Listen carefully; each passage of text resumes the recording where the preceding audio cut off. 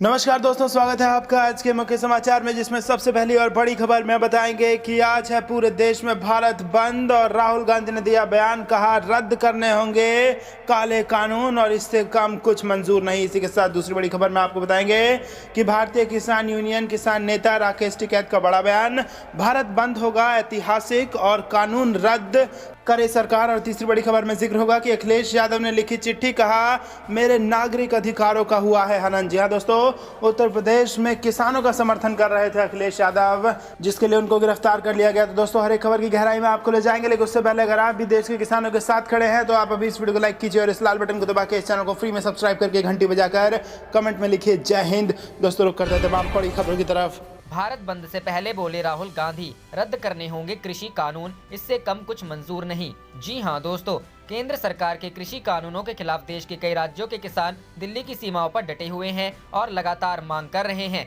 कि ये कानून वापस लिए जाएं। सरकार के साथ 5 दौर की बातचीत में कोई हल न निकलने के बाद किसान संगठनों ने 8 दिसंबर को भारत बंद का आह्वान किया है। किसानों के इस भारत बंद को कांग्रेस, सपा, बसपा और आम आदमी पार्टी सहित विपक्ष के कई दलों ने अपना समर्थन देते हुए ऐलान किया है कि वो देश के अन्नदाता के साथ हैं। इस बीच कांग्रेस सांसद राहुल गांधी ने ट्वीट कर कहा है कि कृषि कानूनों को रद्द से कम कुछ भी मंजूर नहीं है। कांग्रेस के पूर्व अध्यक्ष राहुल गांधी ने सोमवार को ट्वीट करते हुए लिखा, अडानी अंबानी कृषि कानून रद्द करने होंगे और कुछ भी मंजूर नहीं। आपको बता दें कि कृषि कानूनों के विरोध में आंदोलन कर रहे किसानों के प्रदर्शन का आज 12वां दिन है। सरकार और किसानों के बीच 5 दौर की बातचीत भी हो चुकी है, लेकिन किसान अपनी मांग पर कायम है। किसानों ने सरकार से 2 टूक कहा है कि वो संसद का विशेष सत्र बुलाकर इन तीनों कानूनों को तुरंत वापस ले। कृषि कानूनों के विरोध में किसानों ने मंगलवार को भारत बंद का भी आह्वान किया है। वहीं कांग्रेस महासचिव प्रियंका गांधी ने किसानों की बात न सुनने और दिल्ली में नई संसद बनाने के मामले पर मोदी सरकार पर हमला बोला।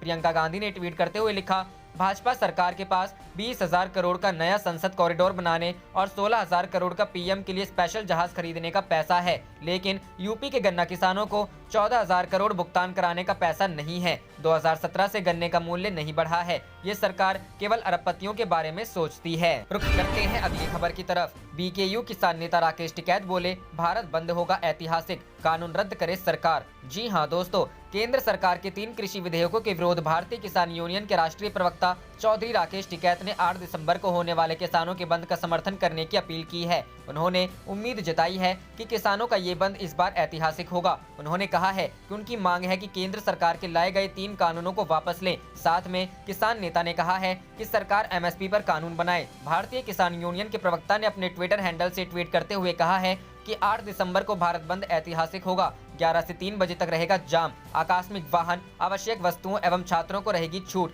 सरकार जिद छोड़कर तीनों कानून वापस कर न्यूनतम समर्थन मूल्य को कानूनी बनाए। इससे पहले 5 दिसंबर को किसान नेता राकेश टिकैत ने कृषि मंत्री से हुई मीटिंग के बाद किसानों से हुई बातचीत के बाद कहा था कि अब हमारा मुद्दा है कि सरकार इन कानूनों को रद्द करे और एमएसपी पर कानून बनाए। जैसे कि ज्ञात है कि किसान लगातार पूरे देश के किसान इन 3 कानून को बनाए जाने के बाद से ही प्रदर्शन कर रहे हैं। 26 नवंबर से किसान दिल्ली के अलग अलग बॉर्डर पर जमा हुए हैं। रुख करते हैं अगली खबर की तरफ। अखिलेश ने लिखी चिट्ठी, कहा मेरे नागरिक अधिकारों का हुआ है हनन। जी हां दोस्तों, किसान मार्च में भाग लेने के लिए कन्नौज जाने से रोके गए समाजवादी पार्टी अध्यक्ष अखिलेश यादव ने लोकसभा अध्यक्ष ओम बिरला को पत्र लिखकर लोकतांत्रिक मूल्यों के हनन का हवाला देते हुए हस्तक्षेप करने की मांग की है। कोविड प्रोटोकॉल का हवाला देते हुए समाजवादी पार्टी के सोमवार से शुरू किसान मार्च को सरकार ने अनुमति नहीं दी है। कन्नौज जाने पर अड़े सपा अध्यक्ष को लखनऊ में हिरासत में ले लिया गया। इस दौरान सपा कार्यकर्ताओं और पुलिस के बीच झड़प भी हुई, जिसके बाद कई नेता और कार्यकर्ता हिरासत में ले लिए गए। इस बीच अखिलेश यादव ने लोकसभा अध्यक्ष को लिखे पत्र में कहा,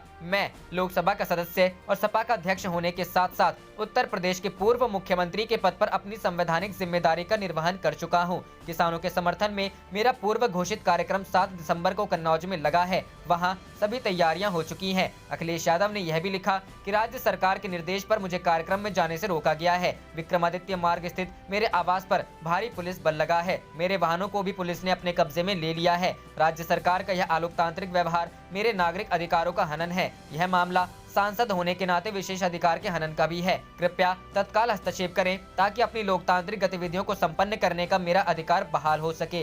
रुख करते हैं अगली खबर की तरफ। तेजस्वी ने 15 वर्षों तक बिहार संभालने की बधाई देते हुए सीएम नीतीश पर फिर से कसा तंज। जी हां दोस्तों, बिहार में नेता प्रतिपक्ष और राजद नेता तेजस्वी यादव ने मुख्यमंत्री नीतीश कुमार पर एक बार फिर तंज कसा है। इस बार एक अखबार में छपी रिपोर्ट का हवाला देते हुए तेजस्वी ने ट्वीट किया और कहा कि 15 वर्षों तक बिहार संभालने की बधाई। तेजस्वी ने प्रधानमंत्री नरेंद्र मोदी को सीसी करते हुए एक रिपोर्ट शेयर करते हुए लिखा है कि सभी मानकों पर लगातार नीचे से टॉप पर रहने वाले 15 साल के लिए सीएम नीतीश कुमार जी को बधाई। यह शिक्षा, स्वास्थ्य, कृषि, अपराध, भ्रष्टाचार, सांप्रदायिकता, प्रदूषण, प्रवास, विकास, बेरोजगारी और खराब शासन के लिए है। दरअसल तेजस्वी ने जो रिपोर्ट ट्वीट की है उसमें IITB ranking of Indian cities का हवाला है और पटना शहर इनमें सबसे पीछे है। इसमें बुनियादी सुविधाओं में टॉप रैंकिंग शहर में पुणे और बॉटम रैंकिंग में पटना दिखाया गया है। वहीं आर्थिक विकास में टॉप में मुंबई और बॉटम में पटना दर्शाया गया है। इसके अलावा सेफ्टी और सुरक्षा में टॉप में कोलकाता और बॉटम में पटना का नाम है। वहीं इंफ्रास्ट्रक्चर विकास में टॉप में कोलकाता और बॉटम में पटना का नाम है। इसके अलावा लिंग भूमिका में टॉप में चेन्नई और बॉटम में पटना शामिल है।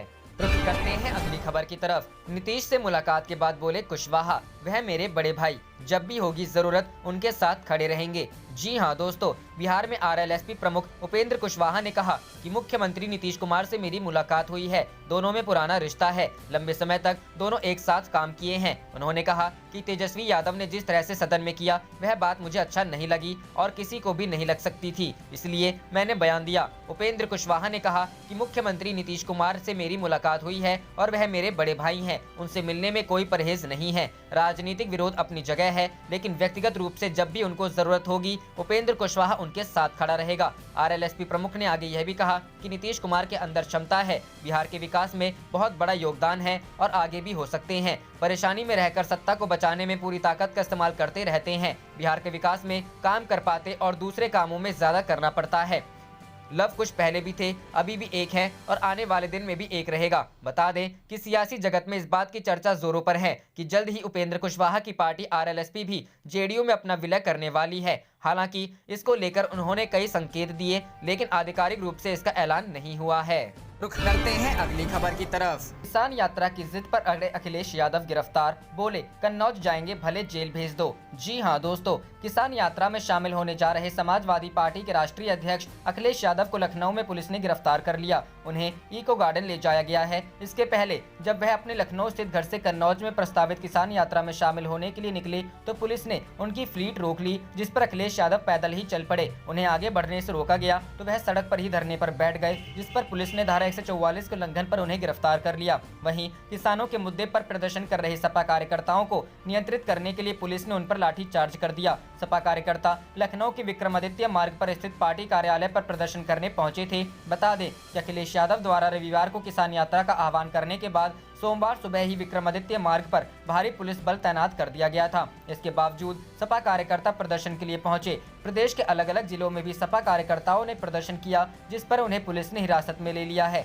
अखिलेश यादव ने मीडिया से कहा कि भाजपा ने 2022 तक किसानों की आय दोगुनी करने की बात कही थी, लेकिन अब कृषि कानून लाकर उन्हें कमजोर कर रहे हैं। अखिलेश ने कहा कि हम जेल जाने के लिए भी तैयार हैं। इन कृषि कानूनों से किसानों की जमीनें जब्त कर ली जाएंगी और किसान बर्बाद हो जाएगा। इसके पहले सपा कार्यालय पहुंचे 3 विधान परिषद सदस्य उदयवीर सिंह, राजपाल कश्यप और आशु मलिक को पुलिस ने हिरासत में ले लिया। दरअसल किसान आंदोलन की आग पूरे देश में फैल चुकी है। देश के 12 से ज्यादा सियासी दलों ने किसानों का समर्थन किया है, जो कि दिल्ली में केंद्र द्वारा लाए गए 3 कृषि कानून को रद्द करने की मांग को लेकर कई दिनों से प्रदर्शन कर रहे हैं। किसानों के साथ सरकार की 5 दौर की वार्ता बेनतीजा रही है, जिस पर किसानों ने 8 दिसंबर से भारत बंद का ऐलान किया है। अखिलेश यादव कन्नौज में किसान मार्च करने जा रहे थे, लेकिन प्रशासन ने अनुमति नहीं दी। जिलाधिकारी राकेश कुमार मिश्रा ने कहा कि अभी कोरोना वायरस खत्म नहीं हुआ है, लिहाजा भीड़ जुटाने की अनुमति किसी भी स्थिति में नहीं दी जा सकती। सपा मुखिया को पत्र भेजकर इस पर अवगत करा दिया गया है। प्रशासन का कहना है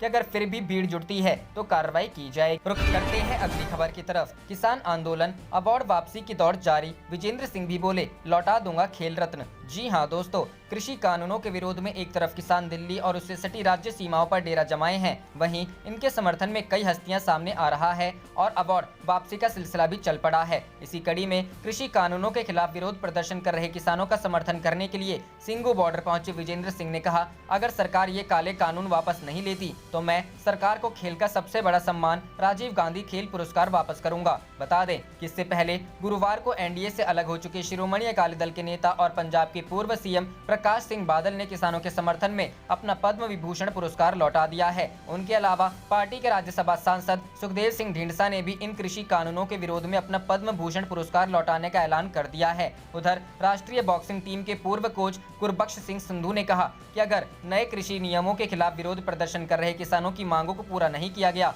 तो वह अपना द्रोणाचार्य अवार्ड लौटा देंगे। बता दें कि किसान आंदोलन का कोई निर्णायक नतीजा नहीं निकला तो अभी यह लिस्ट और लंबी हो सकती है। बता दें कि बादल ने राष्ट्रपति रामनाथ कोविंद को करीब 3 पन्ने का पत्र लिखते हुए कृषि कानूनों का विरोध किया था। बादल ने किसानों पर हुई पुलिस की कार्रवाई की निंदा की और अपने पद्म विभूषण सम्मान को लौटाने की घोषणा की। बादल ने पत्र में लिखा था, मैं इतना गरीब हूं कि किसानों के लिए कुर्बान करने के लिए मेरे पास कुछ और नहीं है। मैं जो भी हूं किसानों की वजह से हूं। ऐसे में अगर किसानों को अपमान हो रहा है तो किसी तरह का सम्मान रखने का कोई फायदा नहीं है। रुख करते हैं अगली खबर की तरफ। किसान आंदोलन में 8 को भारत बंद, कौन कौन रहेगा साथ, क्या खुलेगा, क्या रहेगा बंद। जी हां दोस्तों, केंद्र सरकार के कृषि कानूनों के खिलाफ किसानों के आंदोलन का आज 12वां दिन है। हजारों की संख्या में प्रदर्शनकारी किसान दिल्ली को पड़ोसी राज्यों से जोड़ने वाली कई सड़कों पर डटे हुए हैं। सरकार और किसानों के बीच 5 दौर की बातचीत हो चुकी है, लेकिन अब तक कोई हल नहीं निकला है। अब दोनों पक्ष छठे दौर की बातचीत के लिए बुधवार 9 दिसंबर को मुलाकात करेंगे। इससे पहले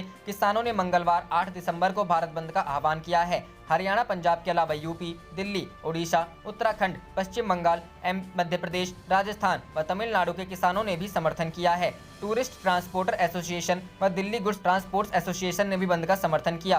राजधानी दिल्ली में मंगलवार को आम लोगों को टैक्सी और ऑटो लेने में परेशानी हो सकती है, क्योंकि कई यूनियनों ने भारत बंद का समर्थन दिया है। Delhi taxi tourist transport association के प्रमुख संजय सम्राट के मुताबिक उनके समेत कुछ अन्य टैक्सी संगठन 8 दिसंबर को भारत बंद में भागीदारी करेंगे और काम बंद रखेंगे। कांग्रेस समेत 20 से ज्यादा विपक्षी दल भी समर्थन में है। इसके अलावा 10 ट्रेड यूनियन और पेट्रोल पंप एसोसिएशन भी समर्थन में आ गई है। ऐसे में 8 दिसंबर को पेट्रोल पंप भी बंद रहेंगे। किसान संगठनों ने रविवार को कुंडली बॉर्डर पर 3 घंटे बैठकर रणनीति बनाई। झारखंड में सत्ताधारी गठबंधन में शामिल झारखंड मुक्ति, कांग्रेस और राष्ट्रीय जनता दल के अलावा वाम दलों समेत विभिन्न गैर राजनीतिक एवं सामाजिक संगठनों ने भी बंद का समर्थन किया है। ऐसे में सड़क और रेल परिचालन को सामान्य बनाए रखना पुलिस प्रशासन के लिए बड़ी चुनौती होगी। वहीं कांग्रेस अध्यक्ष Sonia Gandhi, DMK chief MK Stalin, NCP प्रमुख शरद पवार, समाजवादी पार्टी के chief Akhilesh Yadav, left front के सीताराम येचुरी और डी राजा समेत भारत के 11 बड़े राजनेताओं ने किसानों के भारत बंद का समर्थन किया है।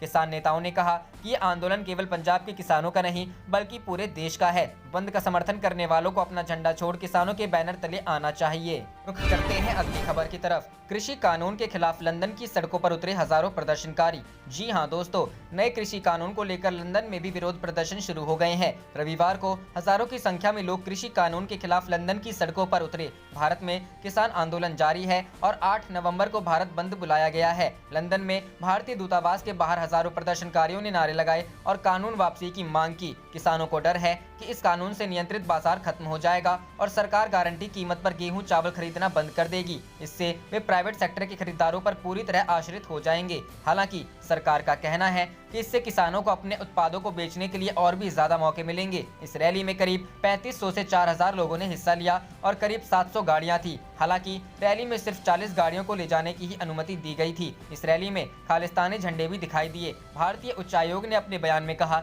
भारत में कृषि कानून के खिलाफ हो रहे प्रदर्शन लोकतांत्रिक प्रक्रिया का हिस्सा है। भारत सरकार प्रदर्शनरत किसानों के साथ बातचीत कर रही है। इस बात को दोहराने की जरूरत नहीं है कि ये भारत का आंतरिक मुद्दा है। मेट्रोपॉलिटन पुलिस ने रॉयटर्स न्यूज एजेंसी से बताया कि कोरोना की गाइडलाइन को उल्लंघन करने को लेकर 13 लोगों की गिरफ्तारी की गई है। इनमें से 4 लोगों को जुर्माना लगाने के बाद छोड़ दिया गया। पुलिस कमांड पॉल ब्रेजन ने एक बयान में कहा, राजधानी अभी भी कोरोना की गिरफ्त में है। ये जरूरी है कि हम कोविड-19 के खिलाफ लड़ाई में अपनी भूमिका अदा करें। ब्रिटेन के कई सांसद पहले ही किसानों के आंदोलन का समर्थन कर चुके हैं। लंदन में हुई किसान रैली से पहले 36 ब्रिटिश सांसदों ने ब्रिटेन के विदेश मंत्री डोमिनिक राब को एक चिट्ठी भी लिखी थी और भारत सरकार के सामने किसानों के मुद्दे को उठाने की मांग की थी। रुख करते हैं अगली खबर की तरफ। सुप्रीम कोर्ट की सख्ती से झुकी केंद्र सरकार, सेंट्रल विस्टा प्रोजेक्ट में नहीं होगा कोई निर्माण, शिलान्यास को मंजूरी। जी हां दोस्तों, नए संसद भवन के निर्माण वाले सेंट्रल विस्टा प्रोजेक्ट को लेकर सुप्रीम कोर्ट सोमवार को सख्त रुख अख्तियार किया। शीर्ष न्यायालय ने कहा कि जब तक सुप्रीम कोर्ट कोई फैसला ना सुना दे तब तक कोई निर्माण या कुछ भी तोड़फोड़ नहीं होनी चाहिए। अदालत ने सॉलिसिटर जनरल से पूछा कि आपने प्रेस रिलीज जारी कर निर्माण की तारीख तय की है। सुप्रीम कोर्ट ने कहा आगे इस पर कोई काम नहीं होना चाहिए। शिलान्यास से हमें कोई परेशानी नहीं है, लेकिन कोई निर्माण का काम आगे नहीं होना चाहिए। सुप्रीम कोर्ट की सख्ती से केंद्र सरकार झुक गई है। सेंट्रल विस्टा प्रोजेक्ट में कोई निर्माण नहीं होगा। केंद्र ने अदालत में कहा कि सिर्फ शिलान्यास करेंगे। सॉलिसिटर जनरल तुषार मेहता ने कहा कि निर्माण, तोड़फोड़ या पेड़ नहीं काटेंगे। शुरुआत में ही कोर्ट ने बोल दिया था कि हम स्टे नहीं दे रहे हैं, लेकिन आप जो भी करेंगे वो हमारे आदेशों के अधीन होगा। बेहतर होगा कि आप इस मुद्दे पर ध्यान रखें। शीर्ष न्यायालय ने कहा कि केंद्र कागजी कार्रवाई के साथ आगे बढ़ सकता है, लेकिन एक बार जब ढांचा खड़ा हो गया तो पुरानी स्थिति बहाल करना मुश्किल हो जाएगा। 20,000 करोड़ का सेंट्रल विस्टा प्रोजेक्ट मामले में सोमवार को सुप्रीम कोर्ट में सुनवाई हुई। सुप्रीम कोर्ट ने केंद्र सरकार से कहा कि हमने इस मामले को सूचीबद्ध किया है क्योंकि कुछ डेवलपमेंट पब्लिक डोमेन में आया है। ये सही है कि प्रोजेक्ट पर कोई रोक नहीं है, इसका मतलब यह नहीं है कि आप हर चीज के साथ आगे बढ़ सकते हैं। कोर्ट ने सॉलिसिटर जनरल से कहा हमें उम्मीद थी कि आप कागजी कार्रवाई आदि के साथ आगे बढ़ेंगे, लेकिन इतनी आक्रामक तरीके से आगे नहीं बढ़ेंगे कि आप निर्माण शुरू कर देंगे। कोई स्टे नहीं है, इसका मतलब यह नहीं है कि आप निर्माण शुरू कर सकते हैं। हमने कोई स्पष्ट रोक आदेश पारित नहीं किया क्योंकि हमें लगा कि आप विवेकशील हैं और आप न्यायालय के प्रति उदासीनता नहीं दिखाएंगे।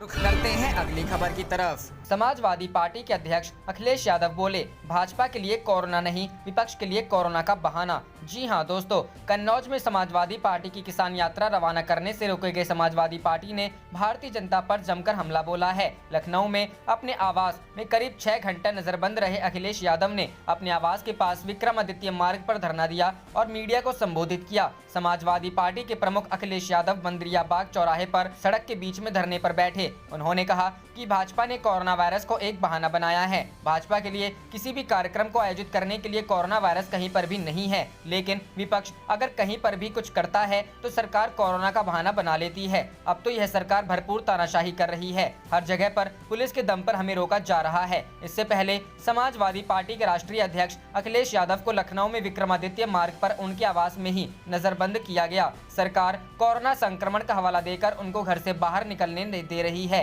अखिलेश यादव के आवास के साथ ही विक्रमादित्य मार्ग पर सपा कार्यालय को भी बैरिकेडिंग लगाकर सील कर दिया गया है। कन्नौज में सिपाहियों को रोकने के लिए प्रशासन तैयार है। समाजवादी पार्टी के राष्ट्रीय अध्यक्ष अखिलेश यादव को लखनऊ में नजरबंद किया गया है। विक्रमादित्य मार्ग पर उनके आवास के आसपास पुलिस की लगातार गश्त जारी है। अखिलेश यादव के आवास के साथ ही समाजवादी पार्टी कार्यालय को बल्लियों से सील कर दिया गया है। वहां पर किसी को भी नहीं जाने दिया जा रहा है। अखिलेश यादव को आज कन्नौज जाना है। अखिलेश यादव की गाड़ी के साथ ही सिक्योरिटी को भी बैरिकेडिंग के बाहर ही रोक दिया गया है। उनको भी अखिलेश यादव के घर में प्रवेश नहीं दिया गया है। गौतमपल्ली थाना की फोर्स के साथ ही लखनऊ के अन्य थाना क्षेत्र की फोर्स को अखिलेश यादव के आवास के पास में तैनात किया गया है। अखिलेश यादव से मिलने उनके आवास पर जा रहे पार्टी के 2 एमएलसी उदयवीर सिंह तथा राजपाल कश्यप को भी पुलिस ने सड़क पर ही रोक दिया है। दोनों नेताओं ने अपना परिचय देने के साथ ही अपना आई कार्ड भी दिखाया। इसके बावजूद भी उन्हें रोका गया है। एमएलसी राजपाल कश्यप और आशु मलिक को पुलिस ने हिरासत में ले लिया है।